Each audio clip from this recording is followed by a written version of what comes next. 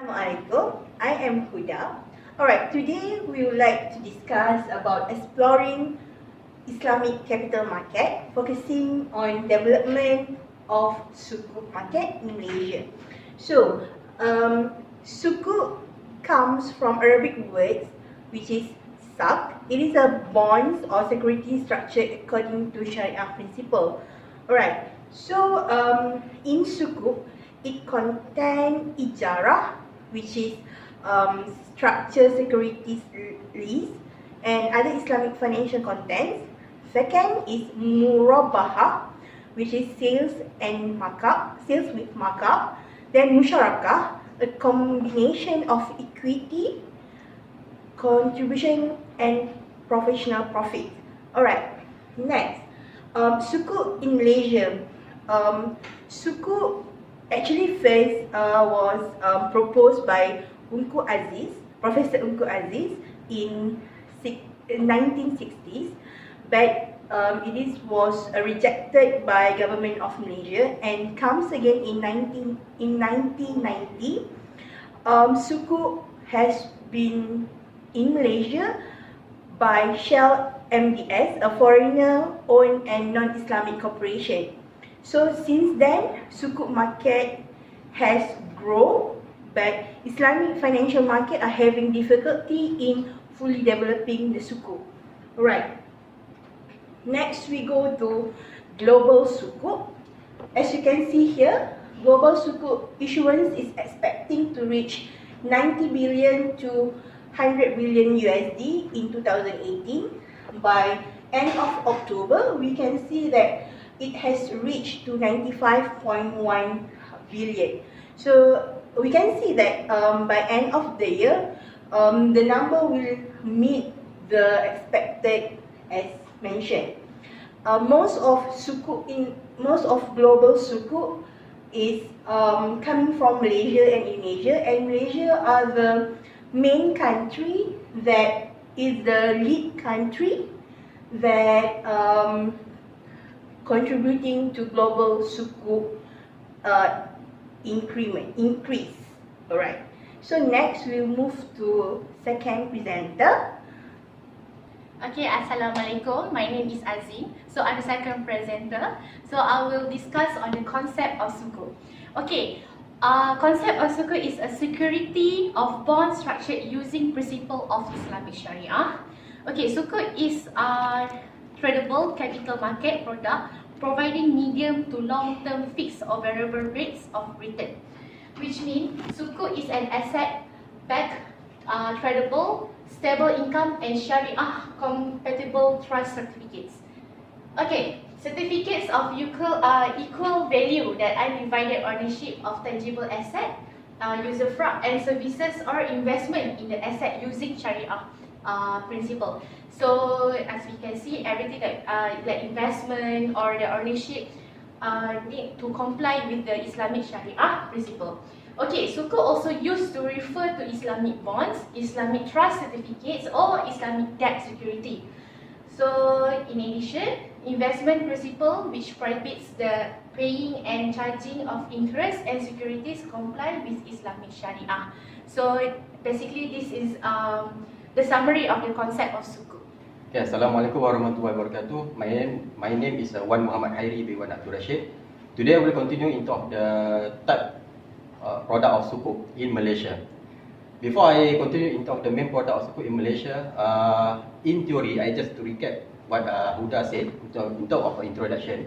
In theory, sukuk are certificates of equal value representing undivided pro rata ownership of tangible assets, usufruct or services. That's what in theory about the sukuk.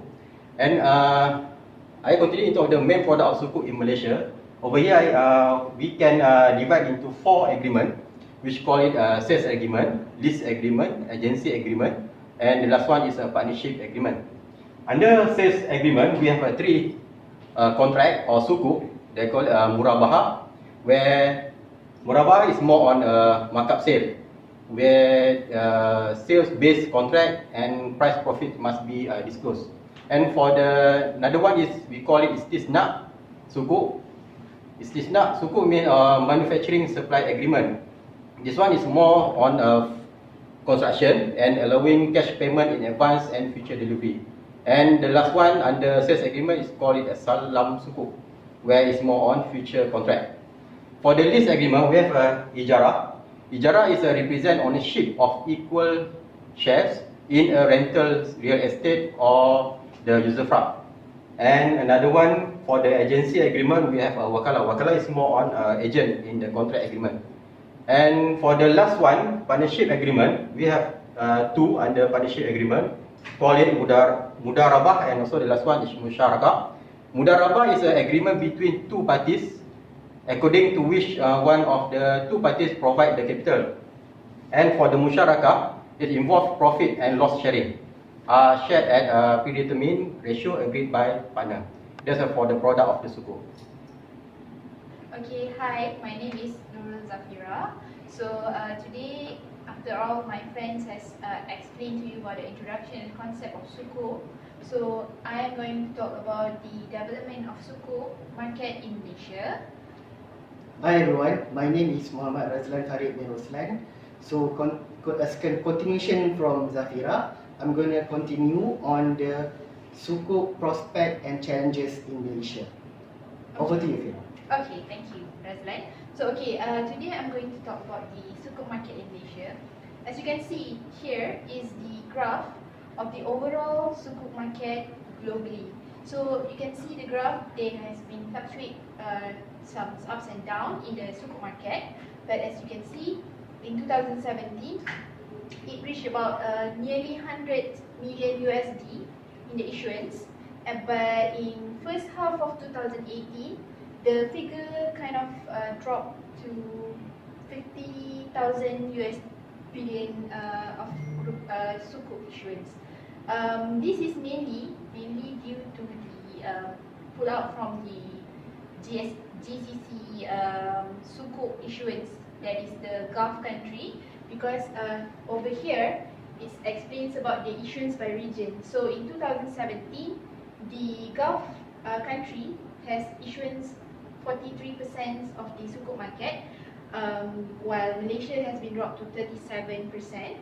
While in first year of 2018, Malaysia comes back to being the leading country in sukuk issuance because of the pull-out from GCC country.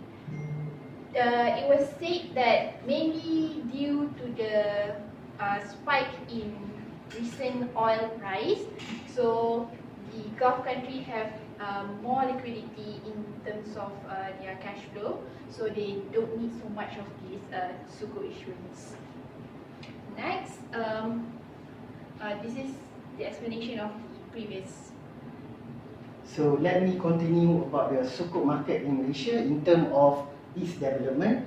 So in Malaysia, way back in 1990s, the first sukuk was issued, as mentioned by Huda in the previous presentation, by Shell MDS Malaysia.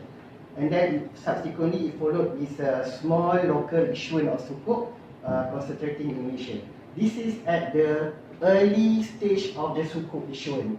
And then we can see on the second phase, which is beginning from the millennium 2001 until 2016, the market has been emerged tremendously, where you can see back in 2001, Bahrain government has issued the sovereign ijarah sukuk, and as for our country, Malaysia also, it has issued the first rated international asset ijarah sukuk, and it's followed by Republic of Indonesia by the issuance of SLR sukuk. And then going forward, it's about the expansion of the sukuk market, where you can see that the investor appetite has become stronger, and the growth is supported by issuance of sukuk for the green technology, whereby now we have a green sukuk, and also to cater the halal industry for the expansion of the sukuk market. Okay. Next, as you can see from the graph or whatever my friend has explained just now, you can see that Malaysia is the best ground for sukuk growing globally and also locally. So there must be a factor behind this flourishing market. So sukuk market in Malaysia they have a few enabler factors that we have identified. So the first factor that we identify is the political and economic stability. So as Malaysia is being considered as a stable ground that provide a sound capital market for investor to leverage on. So next factor is a very good governance of the Islamic financial market. So the Securities Commission, the SC, has played a very active or vital role in development of the sukuk market in addition to its regulator role. So the Sharia Advisory Council of SC play a very highest authority on the application of Islamic contracts in the capital market instrument, ensuring that will ensure investor end-to-end Sharia compliance. Next is the facilitative tax framework. Malaysia facilitative tax framework has been conducive to the issuance of the bond market and also sukuk because the tax advantages for sukuk issuance in Malaysia marketplace. Next is the conducive platform for sukuk markets, because Malaysia is a only country that starting up the Islamic financial framework. So that makes Malaysia have a very conducive platform for the sukuk financing. So the Islamic financial market in Malaysia have a very consistent growth in the issuance of sukuk, increase in the level of knowledge and number of expertise among market player, and progressive development of the Malaysia legal framework. This is also one of the factor. Apart from that is the influence of religious and scholar. So in Malaysia, the effective preaching by the religious scholar and elder on the prohibitions of riba and also the danger in involving in it will bring to the people, and then there were pressure group by individual who receive higher education from university in the Middle East. So this group of people, they have received all the education from Middle East, so they are very knowledgeable in terms of riba. So they tend to make a demand for this kind of market. So next is the enhancing the Islamic education at university level. When they created a demand for this market of non-riba involved, so they as well created the next factor, which is they enhance their Islamic education at university level, where the demand for government to establish Islamic university to provide education for those who completed religious education at the high school level and to recognize qualification from Middle East universities.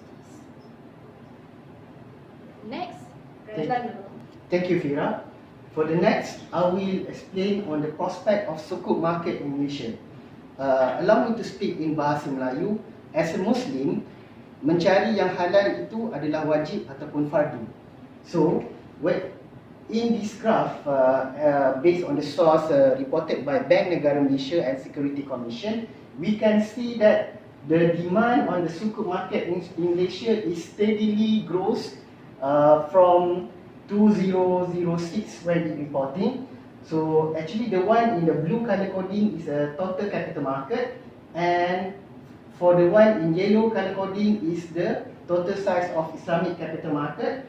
So as you can see here, the graph for the Islamic capital market has steadily increased year on year until 2016, where it reached at ringgit Malaysia 1.7 trillion amount at 60% percentage out of a total capital market. Is considered big, it's like more than half. And then the aspiration for the moving forward, by the year 2020 onward, the Islamic capital market is expected to gain more until to the number of 2.9 million, which is increased by 4% from 2016.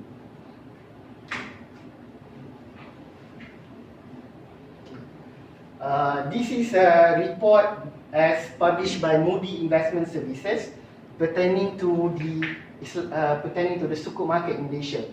So the According to Moody, it expects that sukuk issuance by Islamic financial institution will grow 10 to 13% in 2018, and Malaysia will remain as a key player for the issuance of sukuk in Southeast Asia region. So Malaysia will continue to dominate the global sukuk issuance volume, as mentioned by Fira, it's about 40% plus. In the long and short term market, sukuk market expected to remain as an important source of corporate fundraising in the capital market. The infrastructure funding for the sukuk also remain stable and as an important growth driver with a strong support from the institution capital. So these are the identified challenges for sukuk market in Malaysia. As we can see, number one is legislative framework, tax framework, Sharia standardization, development of the sustainable supply of corporate sukuk, and the level of financial intermediation provided by NBFI, and the diversification of the investor. Let's look at one by one. For number one, legislative framework, the concept of trust is recognized legislatively under common law, but not under civil law, because the sukuk transaction actually is based on the trust and recognition of the beneficial interest. For number two, because it involves multiple asset transfer from the SPV vehicle, so this will end up to the transfer result in the gain liability, i.e. stamp duty and capital gain tax. So the disadvantage to sukuk as compared to the conventional bond, because it's double tax incurred. And for the sukuk, in terms of the Sharia standardization, of course for the Islamic country, they are basically refer AAOIFI as a point of reference, accounting and auditing organization for Islamic financial institution. However, when it comes to the implementation, there are different views as obtained and given from Sharia advisor. So that is one of the common challenges when it comes to practicing sukuk, because of the non-standardized and harmonized Sharia framework. And for number four, it is key to build a sustainable supply of private sukuk by creating a sovereign benchmark yield curve for corporate issuer. For number five is by having a strong support and presence from non-bank financial institution in the Islamic capital market. It is also a key which is can develop and strengthen the liquidity of the primary and secondary market. By having so, it will increase the funding efficiency. Hi, my name is Nur Azmi Sulaiman. So I will continue with this conclusion for this assignment, topic of development of sukuk in Malaysia. So we have heard a lot of things from my friends, and now I will share with you the takeaways of our assignment. For our assignments, basically there are 7 conclusions that we can conclude through the assignment. So number one is basically that about the sukuk itself. So sukuk actually refers to Islamic financial bonds or investment certification of the asset that are using Sharia principle and concept endorsed by the Sharia Advisory Council.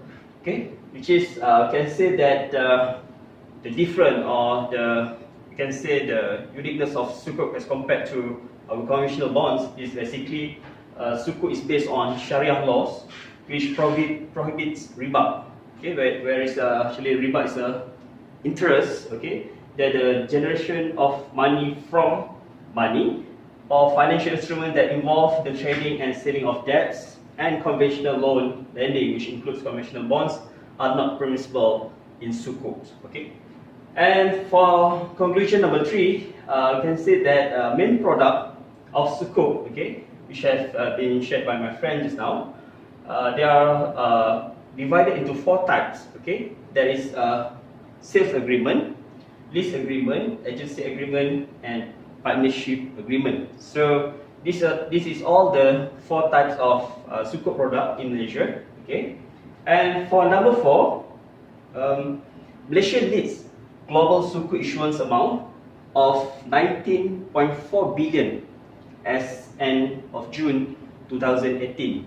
So if I can share that actually it covers 50% of suku issuance as compared to GCC countries and other Asian countries, right?